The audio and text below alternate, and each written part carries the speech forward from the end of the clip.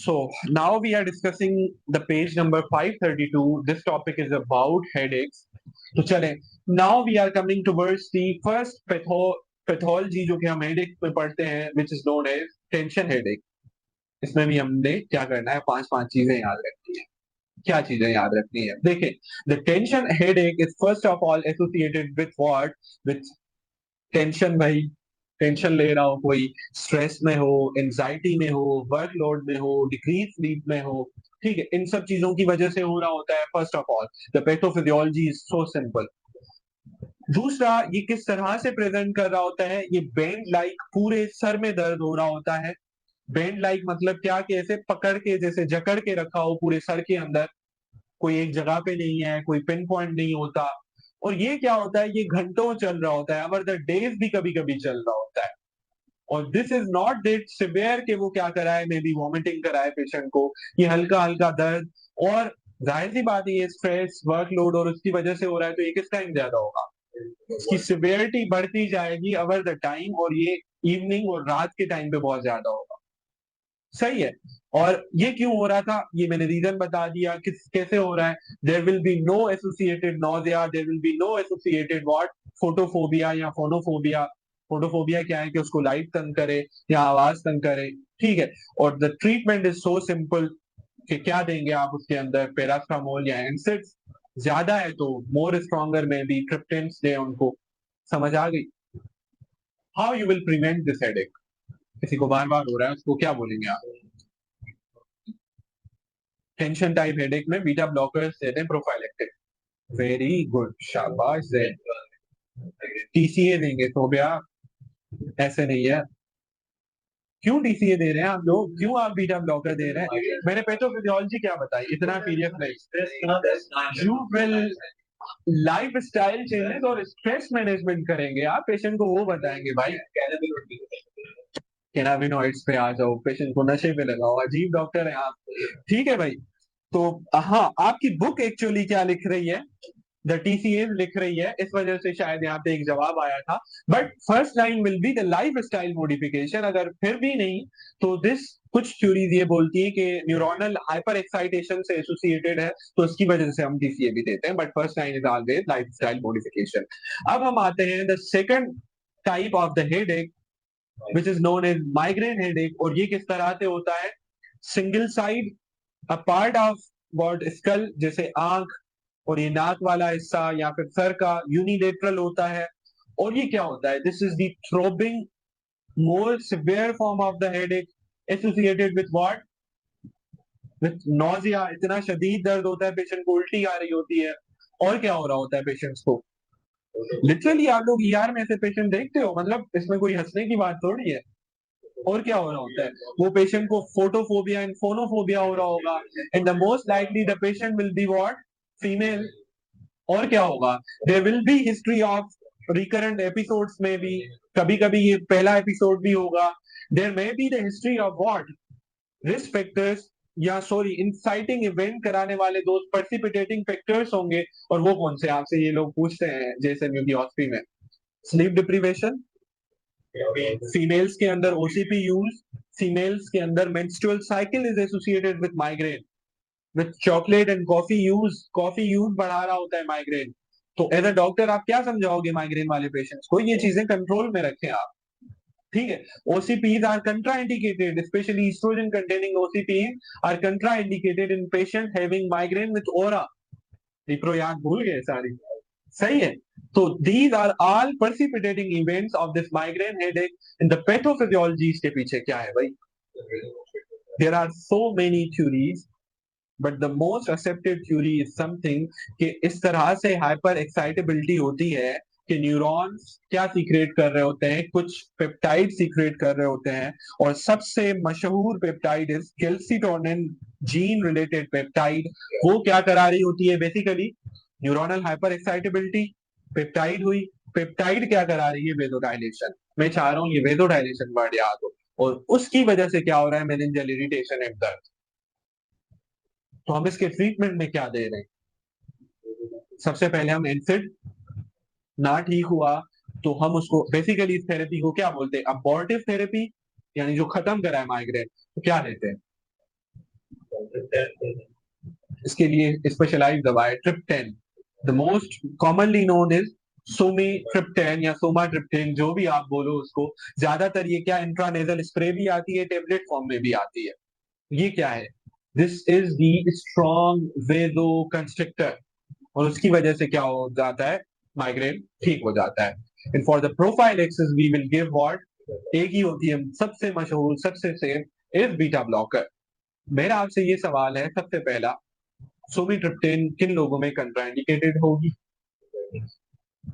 और हमने पढ़ा कि माइग्रेन की पैथोफिजियोलॉजी के पीछे क्या थी? वेदो डायलेशन थी। तो हम बीटा ब्लॉकर की दे रहे हैं। वेदो डायलेशन वर्ड याद रखना है, USMLE love this word in migraine, what? Vasodilation. क्यों दे रहे हैं हम प्रोपेनोलोल? Beta blocker basically. ये जेएसएमयू में इतना आता है, for the prophylaxis of migraine propranolol, for the abortive therapy of the migraine sumatriptan. Sumatriptan is strong vasoconstrictor and it is contraindicated in patient with heart condition, especially coronary artery disease, as this can precipitate myocardial infarction in patient with a history of hypertension and what? This coronary artery disease. And propranolol is given in the prophylaxis of the migraine because it actually ANS autonomic nervous system को decrease कर रही होती है, neuronal hyper excitability नहीं होगी तो वो peptide ही release नहीं होगा, तो वेदोडाइलेशन ही नहीं होगा। तो वो बिल्कुल पहले वाले स्टेप को रोक रही है। समझ में आ गया? In the migraine is once again is associated with one word which is known as what? Aura. और उसको हम क्या बोलते हैं? क्लासिक माइग्रेन विद ऑरा बोल रहे होते हैं, या क्लासिक माइग्रेन भी बोल रहे होते हैं। और ऑरा क्या चीज है?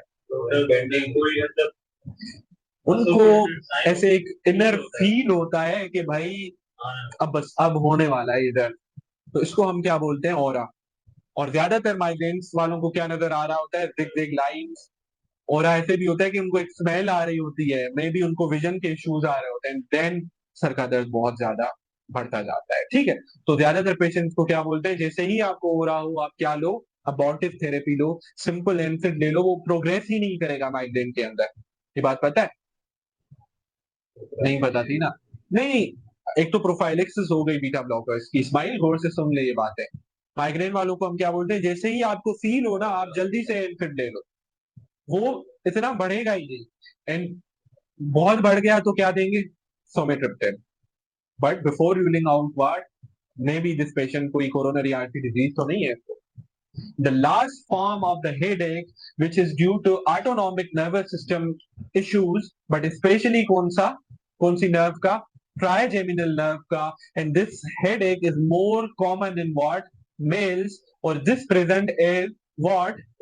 Same day, रोज एक ही दिन, या एक ही महीने में पर्टिकुलर डे पे हो रहा है, या एक हफ्ते में पर्टिकुलर डे पे हो रहा है, आफ्टर 5 डेज, या may be daily same time पे, जैसे सुबह में हो रहा हो, जैसे शाम में हो रहा हो। और कैसे होता है कि दिस हेडेक इज व्हाट? कि एक जगह पे लोकेटेड होता है, ज्यादातर ऑर्बिटल रीजन में, and this is highly associated with what? Autonomic dysfunction, जिसमें क्या आ जाता है? राइनोरिया, लेक्रीमेशन हो रही होती है, and may be Horner syndrome यानी टोसिस वगैरह हो रही होती है साइड की। एंड आप क्या दे रहे होते हो उसके अंदर? अबॉर्टिव ट्रीटमेंट इसका क्या है? This is known as what? सबसे पहले तो ये हेडेक कौन सा है? क्लस्टर हेडेक बोल रहे होते हैं। ये ज्यादा कॉमन किस में है? मेन में है। ट्राइजेमिनल नर्व की ब्रांचेस V2 V3 में हो रहा होता है, या ट्राइजेमिनल की ओवरऑल डिस्ट्रीब्यूशन में इशू होता है, ऑटोनॉमिक इशू होता है। और क्या? एक जगह पे होता है ज्यादातर, eyes and associated with what? Same time of the day, same frequency. और क्या? Lacrimation and what? May B ptosis, may be what? Rhinorrhoea. और इसकी अबॉर्टिव थेरेपीज बहुत ज्यादा इंपॉर्टेंट है। कोई बताएगा जूम में से? इसकी अबॉर्टिव थेरेपी है 100% O2, नॉट सोमेट्रिप्टेन, ऑक्सीजन। ठीक है, इसकी क्लस्टर हेडेक की अबॉर्टिव थेरेपी है, ऑक्सीजन देते हैं। क्यों? वो क्या कराती है? वेदो कंस्ट्रिक्शन कराती है, और वो एनएस क्या हो जाता है? सप्रेस हो जाता है। और इसकी प्रोफाइलेक्टिक थेरेपी क्या है? Calcium channel blockers, verapamil. अगर मैं बोलूँ ना, न्यूरो में सबसे ज्यादा सवाल आते हैं, ये इन सवालों पे आते हैं। केस दिया, अबॉर्टिव थेरेपी बताओ। माइग्रेन का दिया तो ट्रिप्टेन, क्लस्टर का दिया तो O2। देखो O2 कितनी अलग चीज है, तो ये बहुत ज्यादा टेस्ट होती है। मेल होगा तो क्लस्टर, फीमेल होगी विथ ऑरा तो माइग्रेन, दिनों तक चल रहा है, इवनिंग में बढ़ रहा है तो टेंशन। उस टॉपिक के अंदर हमने क्या डिस्कस किया था अबाउट दी, सबसे पहले cluster, migraine and the third was tension head. ठीक है, वो तीनों हमने डिस्कस कर लिए थे। Now we are discussing the fourth type of the headache. और ये ज्यादातर मैं बोलूंगा this may be a secondary type of headache, क्योंकि प्राइमरी हेडेक्स कौन से थे, ये तीनों थे जो हमने डिस्कस कर लिए थे। And by discussing this, I want to start with a question. We have a 25 to 35-year-old female, which is or she is Gravda 3 and Para 3, or she is presenting with a complaint of like recent episodes of the headache, which are severe, especially in the early morning and associated with nausea and vomiting in the early morning. ठीक है, और she is saying that उसका जो है वो recent weight gain भी हुआ है, अलोंग विथ उसको बहुत ज्यादा एक्नी भी हुए थे पिछले 1-2 महीनों में। तो she has also started some retinoid treatment and tetracycline antibiotics. पहली बात तो ये। और दूसरा, when we were asking about the further history of the headache, she is saying that ये हेडेक मॉर्निंग में वर्स होता है, along with मुझे वॉमिटिंग और नाउजिया भी होती है। along with that उसको और कोई न्यूरोलॉजिकल कंप्लेन नहीं है, बट द मेजर एक और इशू भी है कि वो बोल रही है कि मुझे कभी कभी आंखों से ब्लरी नजर आता है, और इसके अलावा उसको एक घंटी जैसी आवाज टनाइटिस बहुत ज्यादा तंग कर रही होती है। जब हमने इनका बीटा एचसीजी किया तो नेगेटिव था, सीटी स्कैन किया तो नेगेटिव था, अदर न्यूरोलॉजिकल कोई भी इनको एबनॉर्मलिटी नहीं है। But when we were performing his eye examination तो हमें क्या मिला है, पेपिली एडिमा। ठीक है, swelling of the optic disc simply अभी के लिए। तो what is the mostly diagnosis in this patient, हम आगे ये डिस्कस करते हैं। सो एक टाइप ऑफ हेडेक है जिसको हम क्या बोलते हैं, which is known as idiopathic intracranial hypertension, या उसको दूसरे लफ्जों में कहा जाता है, this is also known as what, pseudo tumour cerebri. Why this is known as idiopathic intracranial hypertension, या फिर इसको हम दूसरे लफ्जों में क्या बोल रहे थे, सूडो ट्यूमर सेरिब्राई क्यों बोल रहे हैं इस तरह से। The reason behind that that this is the typical type of what headache, जो कि किस वजह से हो रहा होता है, due to maybe decrease reabsorption of what, CSF, not due to other causes of increase ICP, जो कि ट्यूमर या हेमरेज या कुछ भी होता है, meningitis होता है, but this is the idiopathically decreased reabsorption of what, CSF। तो अल्टीमेटली उस फीमेल पेशेंट के अंदर हमें क्या मिल रहा है, इंक्रीज सीएसएफ होगा तो क्या होगा, इंक्रीज आईसीपी होगा। इंक्रीज आईसीपी होगा तो क्या सिम्टम्स होंगे, आपको क्रेनियल नर्व 6 की पैल्सी मिल सकती है, आपको हेडेक मिलेंगे, आपको पेपिलिडीमा मिलेगी, आपको जो है वो मॉर्निंग वॉमिटिंग एंड नोजिया के एपिसोड्स मिलेंगे। स्पेशली पता है कब ये एपिसोड्स होते हैं, जो इंक्रीज आईसीपी की वजह से होते हैं, जब पेशेंट उठ के बैठ रहा हो, जब पेशेंट स्ट्रेच कर रहा हो, तो और ज्यादा ये सिवियर हो जाता है उसको मॉर्निंग में, और इस तरह से ये एपिसोड्स हो रहे होते हैं, और व्हाट, वॉमिटिंग एंड नोजिया में भी। ठीक है, इसके अलावा इसको हम इडियोपैथिक क्यों बोल रहे हैं, this was idiopathic intracranial hypertension. Why this is known as pseudo tumour cerebri. देखें, ट्यूमर में भी सेम यही सिम्टम्स मिल रहे होते हैं, headache, increase intracranial pressure symptoms. But जब हमने इस पेशेंट का क्या किया, जब हमने इस पेशेंट की सीटी की तो that was negative. So this is known as what, idiopathic intracranial hypertension, which is the idiopathic cause of increased ICP secondary to the decreased reabsorption of the CSF. What are the risk factors of this patient? Yeah, what are the risk factors for this idiopathic intracranial hypertension is basically female, obese, childbearing age, and when she have recently started what, tetracycline antibiotics, oral contraceptive pills, या vitamin A की excess उसके अंदर। ठीक है, तो these are all the risk factors of this condition. तो the treatment हम कैसे कर रहे होंगे, और द डायग्नोस्टिक टेस्ट हम कैसे करते हैं, after ruling out any space occupying lesion, हम डायरेक्टली लंबर प्रोसीजर कभी भी नहीं करते।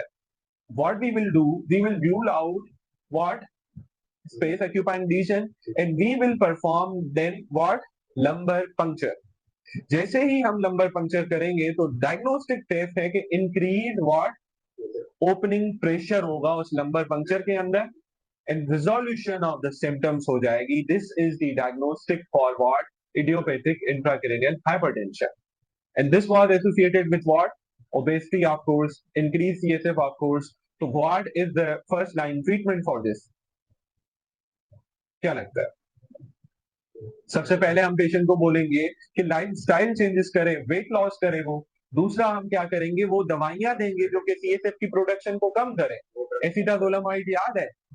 ठीक है, acetazolamide is the first line treatment for this. अगर उससे भी ठीक नहीं होता देन हम क्या करते हैं, वेंट्रिक्यूलो पेरिटोनियल शंट उनके अंदर लगाते हैं. यानी वो क्या कर रहा होता है, ventricular fluid through a shunt यहाँ पे सबकुटेनियस आ रहा होता है, अल्टीमेटली पेरिटोनियम में वो सीएसएफ को कंटिन्यूअसली क्या कर रहा होता है, ड्रेन कर रहा होता है. So this was all about what this topic. And now we have another patient who is a 55-year-old male came in the OPD with a complaint of what? He's saying that he has having sudden episodes of electrical like severe pain in area of what? This maxilla या फिर this mandibular region में. And that pain is like 5 से 10 second, most likely 15 second रहता है. और ज्यादातर वो कब हो रहा होता है, जब वो खाना खाता है या अपने टीथ जो है वो ब्रश कर रहा होता है. अब ये क्या हो सकता है?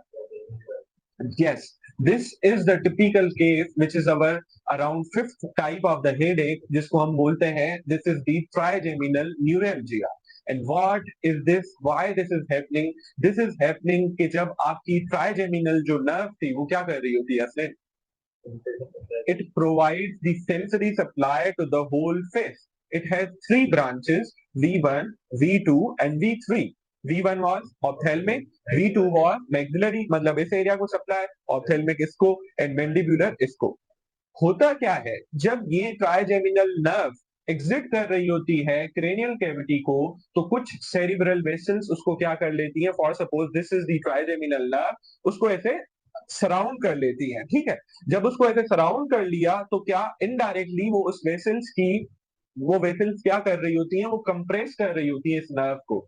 तो जब जब यहाँ पे कोई मूवमेंट होती है, जब जब इस नर्व की कोई स्टिमुलेशन होती है, तो वो क्या होगा, वहां पे कंप्रेशन और ज्यादा सिवियर होगी, या नर्व स्टिमुलेशन की वजह से इस पेशेंट को क्या आ रहे होंगे, पेन और इलेक्ट्रिक बर्निंग लाइक सेंसेशन आ रही होगी.